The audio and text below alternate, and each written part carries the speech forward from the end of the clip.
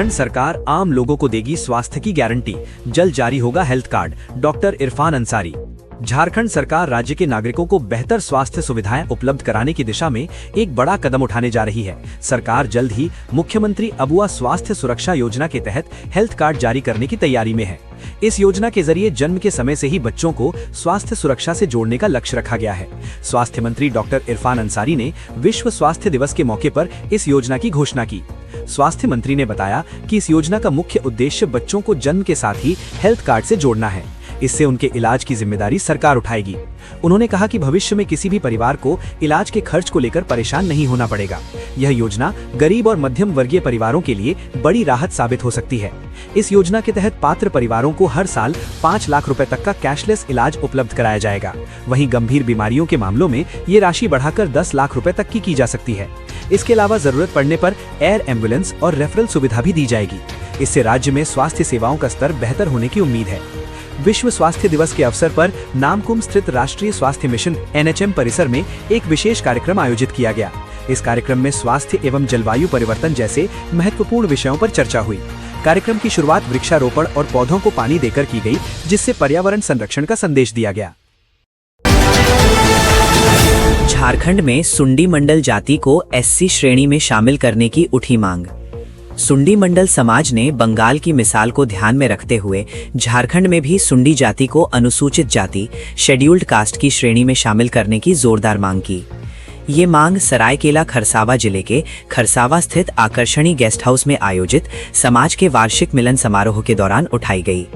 इस अवसर पर झारखंड की हेमंत सरकार से अपील की गई कि समाज की इस मांग को शीघ्र पूरा किया जाए।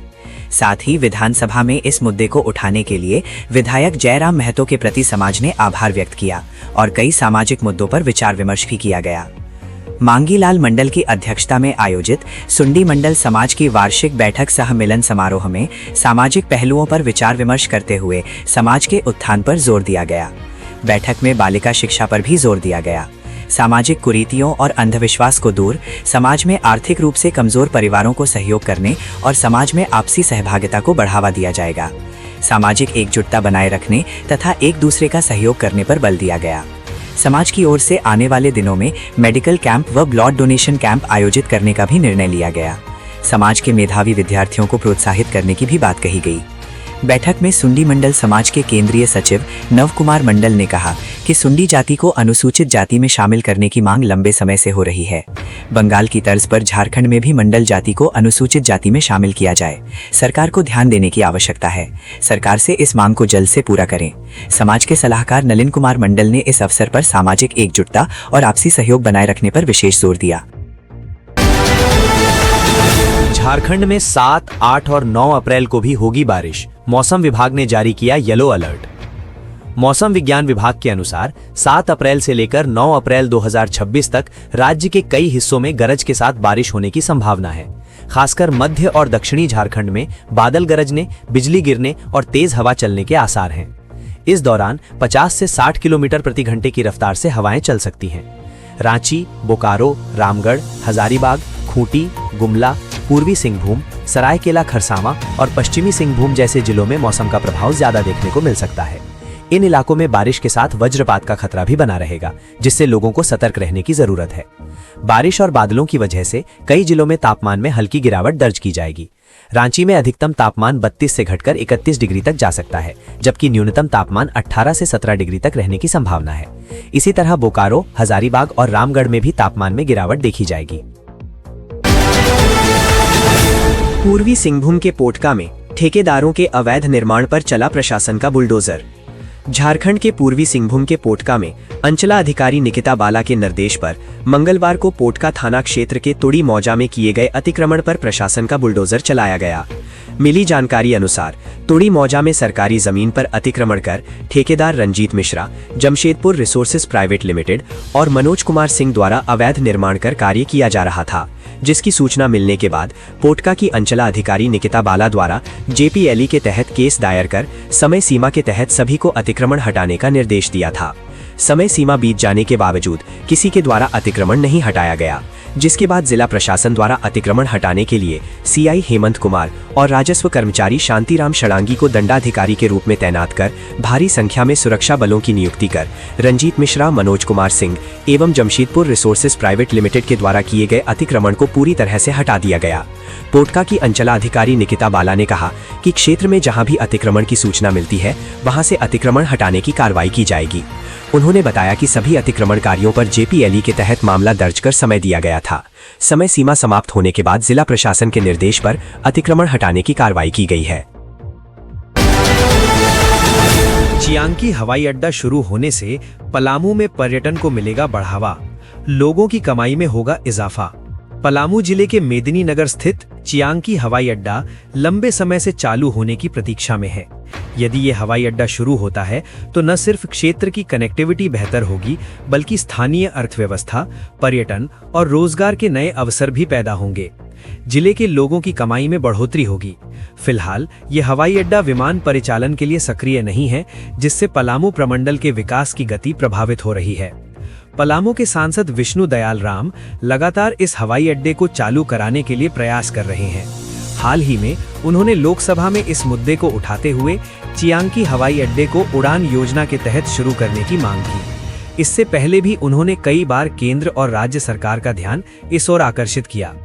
नागरिक उड्डयन मंत्रालय के अनुसार हवाई अड्डे के चालू नहीं होने का मुख्य कारण राज्य सरकार की ओर से आवश्यक प्रस्ताव और प्रमाणन का अभाव है। केंद्रीय राज्य मंत्री मुरलीधर मोहोल ने स्पष्ट किया कि झारखंड सरकार की ओर से अभी तक भूमि, सुरक्षा, अग्निशमन सेवा और मौसम संबंधी सुविधाओं को लेकर आवश्यक पुष्टि नहीं भेजी गई है। इसी कारण प्रक्रिया आगे नहीं बढ़ पा रही है।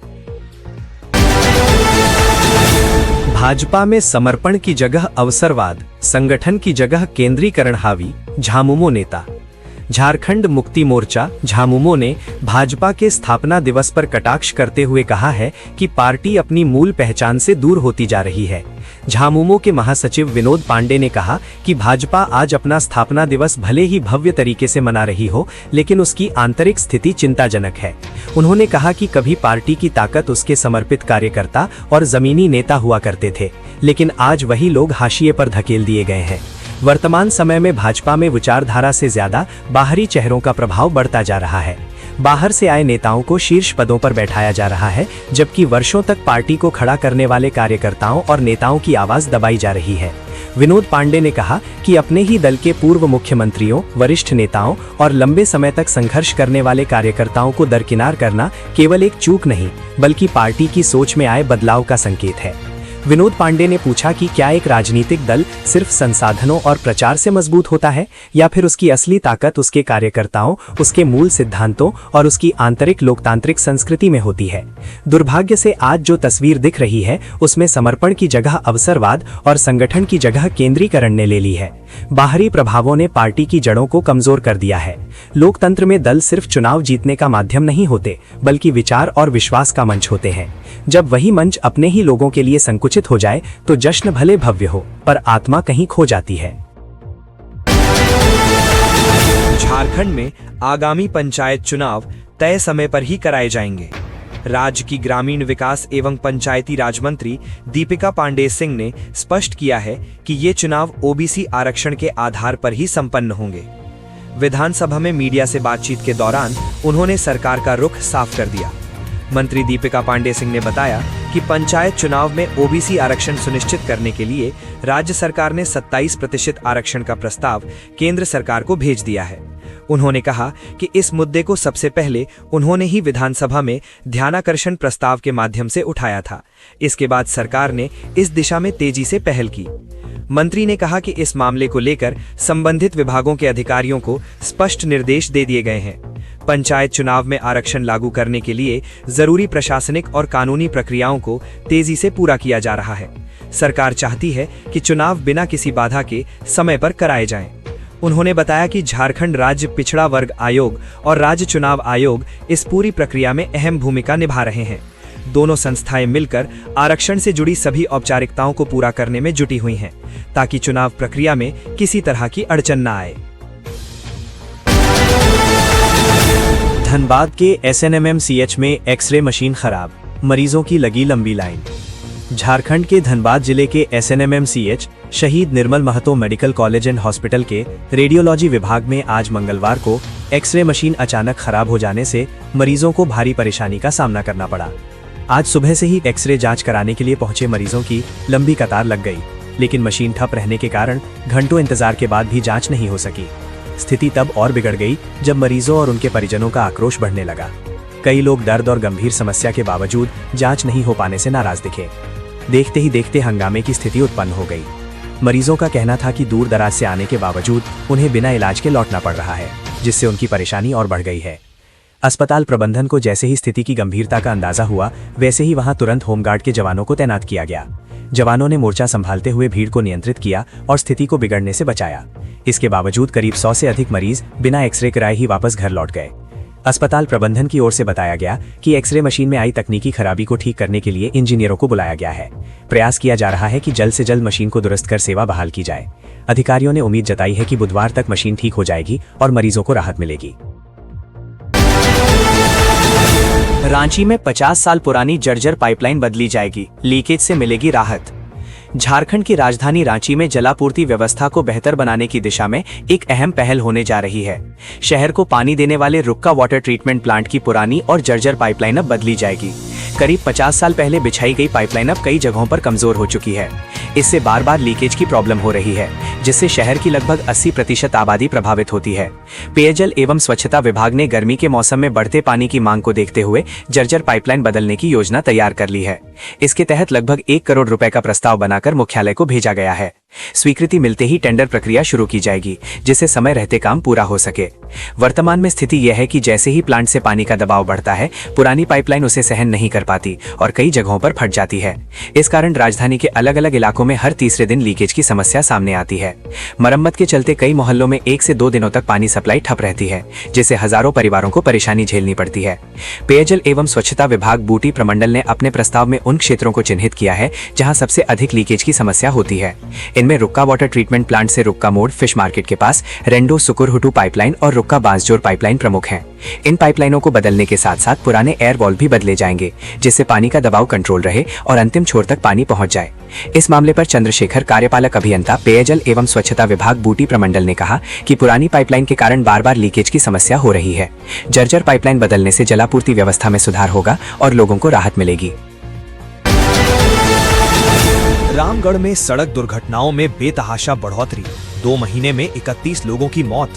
झारखंड के रामगढ़ जिले में सड़क हादसे और ब्लैक स्पॉट के आंकड़ों ने चिंता बढ़ाई है।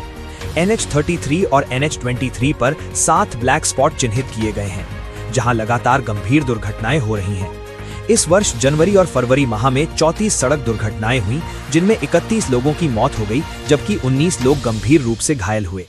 दुर्घटनाओं को कम करने के लिए जिला प्रशासन, NHAI और संबंधित विभाग स्थानीय स्तर पर लगातार प्रयास किया है। इन सब के बावजूद दुर्घटनाएं कम नहीं हो रही हैं। जिले में सड़क हादसों के लिए 7 ब्लैक स्पॉट चिन्हित किए गए हैं, जहां सबसे अधिक दुर्घटनाएं होती हैं। इनमें रामगढ़ NH33 के चुटुपालू घाटी मोड़, चुटुपालू घाटी ढलान, पटेल चौक, कोठार रॉबिन होटल के पास, मांडू NH33 के हेसागड़ा, गोला NH23 के मगनपुर मरघटिया तथा चौपादारू घाटी क्षेत्र शामिल हैं। सड़क हादसों पर नियंत्रण के लिए चिन्हित ब्लैक स्पॉट पर प्रशासन और संबंधित विभागों ने कई कार्य किए हैं। रोड विभाग के विशेषज्ञों के अनुसार इन स्थानों पर दुर्घटनाओं के पीछे खतरनाक मोड़ व घाटी क्षेत्र, ओवरलोडेड वाहन, तेज रफ्तार और लापरवाही से वाहन चलाना तथा पर्याप्त सुरक्षा उपायों की कमी प्रमुख कारण है। जिला प्रशासन और पुलिस द्वारा इन क्षेत्रों में सुरक्षा व्यवस्था मजबूत की गई है। नियमित पेट्रोलिंग बढ़ाई गई है और चेतावनी संकेत बोर्ड लगाए गए हैं।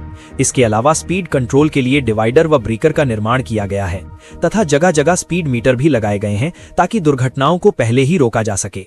रामगढ़ रांची NH33 के चुटुपालू घाटी में वाहनों की गति नियंत्रित करने और रिकॉर्ड रखने के लिए स्पीड मीटर लगाया गया है। इसका उद्देश्य नियम तोड़ने वालों पर जुर्माना लगाकर सड़क हादसों में कमी लाना है।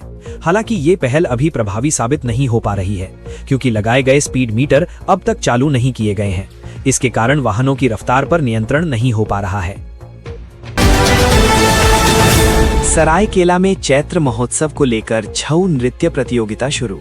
झारखंड के सरायकेला खरसावा जिले के सरायकेला में प्रसिद्ध चैत्र पर्व को लेकर जिला प्रशासन द्वारा राजकीय छऊ नृत्य कला केंद्र के प्रेक्षागृह में 3 दिवसीय ग्रामीण छऊ नृत्य दलों की प्रतियोगिता की शुरुआत 6 अप्रैल से हुई है। पहले दिन सरायकेला शैली के छऊ नृत्य दलों की प्रतियोगिता का आयोजन किया गया, जिसमें सर्वश्रेष्ठ 3 टीमों को स्थानीय बिरसा स्टेडियम में 11 अप्रैल से 13 अप्रैल तक आयोजित छऊ महोत्सव सह चैत्र पर्व में नृत्य करने का मौका मिलेगा। 3 दिवसीय ग्रामीण छऊ नृत्य प्रतियोगिता का उद्घाटन एसडीओ अभिनव प्रकाश, बीडीओ यस्मिता सिंह द्वारा दीप जलाकर किया गया। कार्यक्रम में कला केंद्र के कलाकारों ने अतिथियों का अंग वस्त्र देकर स्वागत किया गया। पहले दिन सरायकेला शैली के 9 नृत्य दलों ने भाग लिया, जिसमें से पहले स्थान पर नवयुवक संघ छऊ नृत्य क्लब भंडारी साई, दूसरे स्थान जय मांग दुर्गा डुबला बेड़ा और तीसरे स्थान में श्री श्री शिव शक्ति छऊ नृत्य कला केंद्र भुरकुली की टीम रही। एसडीओ द्वारा विजेता टीमों के नामों की घोषणा किया गया।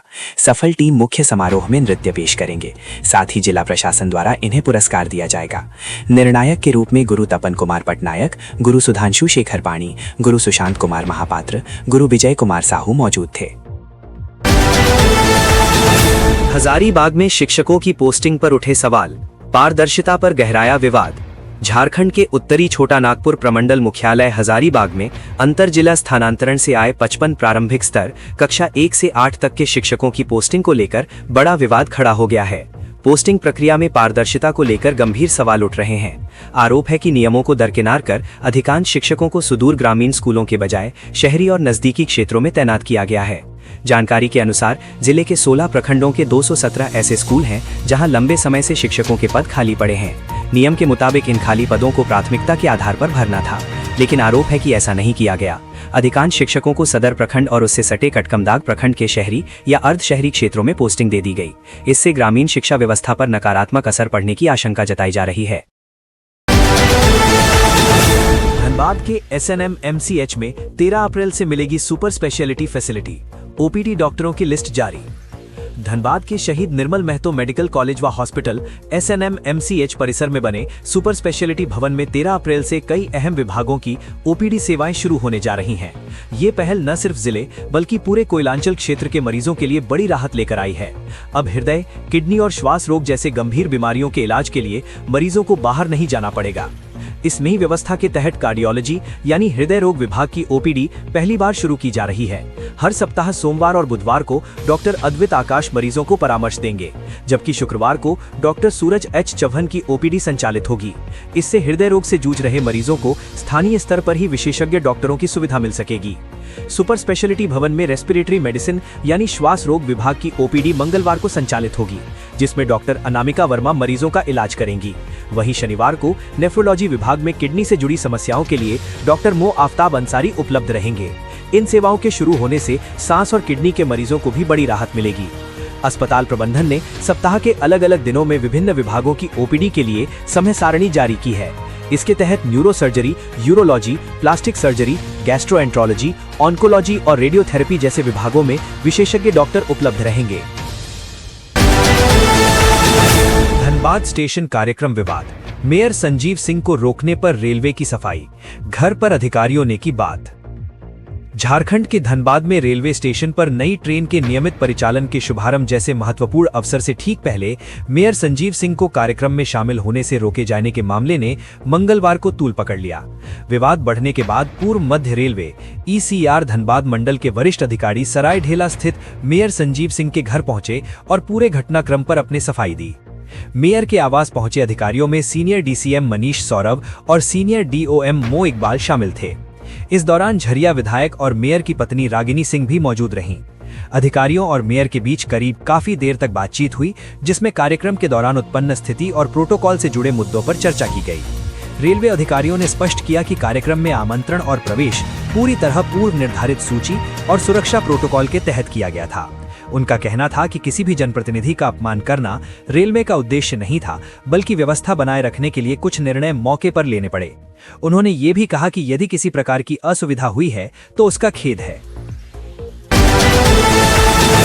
समंदर की लहरों को चीरकर विश्व रिकॉर्ड बनाएंगे नन्हा ईशांक, भारत से तैर कर जाएंगे श्रीलंका। झारखंड की राजधानी रांची का मात्र 7 वर्षीय मासूम ईशांक इन दिनों अपनी उम्र के बच्चों से इतर समंदर की लहरों पर राज करने का सपना बुन रहा है। अपनी दृढ़ इच्छा शक्ति और कड़ी मेहनत के दम पर ईशांक भारत से श्रीलंका के बीच की दूरी तैरकर पार करने के मिशन पर है। उसका लक्ष्य न केवल इस कठिन समुद्री मार्ग को फतह करना है, बल्कि अपना नाम Guinness book of world record में दर्ज कराना भी है। अपनी इसी लक्ष्य को पाने के लिए वो घंटों पानी में रहकर कड़ा अभ्यास कर रहा है। ईशांक का ये साहसिक सफर 29 अप्रैल को रामेश्वरम से शुरू होगा। ईशांक 22 अप्रैल को रामेश्वरम के लिए रवाना होगा। 30 अप्रैल को समुद्री मार्ग से ही पूरा परिवार और स्विमिंग टीम श्रीलंका के तल्लई मन्नार लिए रवाना होगा। सारे लोग तल्लई मन्नार पहुंचकर रात भर सारे लोग बोट में ही रहेंगे। फिर 30 अप्रैल को तल्लई मन्नार से अपना अभियान शुरू करेगा। ईशांक 30 किलोमीटर की दूरी तय कर भारत का अंतिम छोर धनुषकोडी तैरकर पहुंचेगा। ईशांक धुरवा डैम में प्रतिदिन 4-5 घंटे अभ्यास करते हैं। वो हर दिन 15 से 20 किलोमीटर की तैराकी का अभ्यास कर रहे हैं। उनकी माता मनीषा बताती हैं कि वो सप्ताह में एक बार 8 घंटे अभ्यास करता है। अभ्यास के दौरान उनके साथ तैराकी की पूरी टीम होती है। ईशांक के कोच अमन कुमार जायसवाल उन्हें व्यक्तिगत तौर पर प्रशिक्षित कर रहे हैं। इनके अलावा बजरंग कुमार भी उन्हें प्रशिक्षित कर रहे हैं। मां मनीषा बताती हैं कि तैराकी ईशांक की पहली पसंद है। वो 2.5 साल की उम्र से ही तैराकी कर रहा है। पिता सुनील कुमार उन्हें मार्गदर्शन दे रहे हैं। प्रतिभा के धनी ईशांक एथलीट भी हैं। वो कुछ महीने पहले एक मैराथन में हिस्सा लिया और 5 किलोमीटर की दूरी उसने 30 मिनट में पूरा किया। 11 अप्रैल को कोची जा रहा है, जहां वो पेरियार नदी में ओपन वाटर स्विमिंग प्रतियोगिता में हिस्सा लेगा। इसमें किसी प्रकार की उम्र निर्धारित नहीं है, इसमें कोई भी हिस्सा ले सकता है। प्रतिभा के धनी ईशांक कई अन्य राष्ट्रीय तैराकी प्रतियोगिता में अपना लोहा मनवा चुके हैं। ईशांक 22 फरवरी को गेटवे ऑफ इंडिया इवेंट में तीसरा स्थान पाया था। वहां उन्होंने अरेबियन समुद्र में 1 किलोमीटर की तैराकी स्पर्धा में तीसरा स्थान हासिल किया। इसके अलावा जिला स्तरीय प्रतियोगिता में भी ईशांक का प्रदर्शन बेहतर रहा है। पढ़ाई में बढ़िया कर रहे हैं। ईशांक डीएवी शामली में तीसरी कक्षा का छात्र है। रेलवे ट्रैक पर हाथियों का झुंड। अहमदाबाद एक्सप्रेस के लोको पायलट की सूझबूझ से बड़ा हादसा टला। हावड़ा से अहमदाबाद जा रही 12834 Howrah Ahmedabad superfast express train के सामने अचानक हाथियों का झुंड आ गया, जिसे देख अहमदाबाद एक्सप्रेस के लोको पायलट ने इमरजेंसी ब्रेक लगाकर ट्रेन को रोक दी। लोको पायलटों की तत्परता से हाथियों की जान बच गई और एक बड़ा हादसा होने से बच गया। ये घटना बीती रात करीब 1:42 बजे कलाईकुंडा सरडीहा रेलखंड किलोमीटर नंबर 125/35 की है। ये रेलखंड दपू रेलवे के हावड़ा मुंबई मुख्य रेल मार्ग खड़गपुर रेल मंडल में है, जो रेलवे का एलिफेंट जोन में प्रसिद्ध है। घने जंगल होने की वजह से अक्सर रेलवे ट्रैक पर हाथी आते जाते रहते हैं। अहमदाबाद एक्सप्रेस के लोको पायलट ए खालको और सहायक loco pilot SN Soren Chakradharpur के हैं। दोनों ने तत्परता दिखाते हुए ट्रेन को सुरक्षित कर हाथियों की जान बचाई। रेलवे को दी गई सूचना के मुताबिक अहमदाबाद एक्सप्रेस ट्रेन की दूरी हाथियों से करीब 10 मीटर थी, जिससे हाथियों को देख ट्रेन के यात्री सहम गए। बताया जाता है कि ये घना जंगल वाले इलाकों में ठीक से दिखाई नहीं देता है, जिससे सामान्य दिनों में भी लोको पायलटों को काफी सतर्कता से हॉर्न बजाते हुए कम गति से ट्रेनों का परिचालन करना पड़ता है। रेलवे ट्रैक पर नए नए जगहों पर हाथियों के ट्रैक पर आने के मामले सामने आ रहे हैं। दपू रेलवे में ऐसे मामले सबसे अधिक देखने को मिल रहे हैं। ये मामले रेल परिचालन पर प्रभाव डालते हैं। हाथियों के ट्रेन के चपेट में आने पर तेज रफ्तार ट्रेनें पटरी से उतरने सहित कई बड़ी दुर्घटनाओं की संभावना होती है। इससे यात्रियों की सुरक्षा का भी खतरा होता है। इससे रेल यातायात में अवरोध और रेल संपत्ति की हानि होती है। हाथियों को सुरक्षित रेलवे ट्रैक पार कराने के लिए कॉरिडोर, अंडरपास और ओवरब्रिज बनाने के लिए रेल मंत्री ने दपू रेलवे को निर्देश दिए हैं। इनमें चक्रधरपुर रेल मंडल भी शामिल है। हाथियों को सुरक्षित ट्रैक पार कराने के लिए चक्रधरपुर रेल मंडल में कुल 17 कॉरिडोर, अंडर और ओवरब्रिज बनाने के लिए टेंडर जारी किया गया है।